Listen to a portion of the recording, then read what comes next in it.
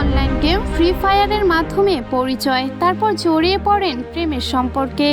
১.৫ মাসের প্রেমে ২১ ভরি স্বর্ণালংকার এবং ৫৫,০০০ টাকা খুইয়েছেন ঢাকার তরুণী শ্রুতি রানী পাল। ১৩ই ডিসেম্বর রাতে বরিশালের রহমতপুর এলাকা থেকে প্রতারক প্রেমিক নাফিস রহমান সহ দুজনকে গ্রেপ্তার করেছে বিএমপির এয়ারপোর্ট থানা পুলিশ। বিষয়টি নিশ্চিত করেছেন বরিশাল মেট্রোপলিটন পুলিশের উপপুলিশ কমিশনার রুনা লায়লা। উপপুলিশ কমিশনার রুনা লায়লা জানান, ভুক্তভোগী তরুণী ঢাকার লালবাগ এলাকার বাসিন্দা। মঙ্গলবার তার কাছ থেকে ২১ ভরি ও ২ আনা স্বর্ণালংকার এবং নগদ ৫৫,০০০ টাকা হাতিয়ে নিয়ে পালিয়ে যায় নাফিজুল। এছাড়া বিভিন্ন সময় নগদ ও বিকাশ অ্যাকাউন্টের মাধ্যমে শ্রুতির কাছ থেকে আরও ৩৬,০০০ টাকা হাতিয়ে নিয়েছে সে ও তার সহযোগীরা।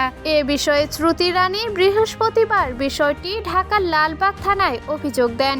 এরপরই বরিশাল থেকে প্রতারক চক্রের ২ সদস্যকে গ্রেপ্তার করা হয়।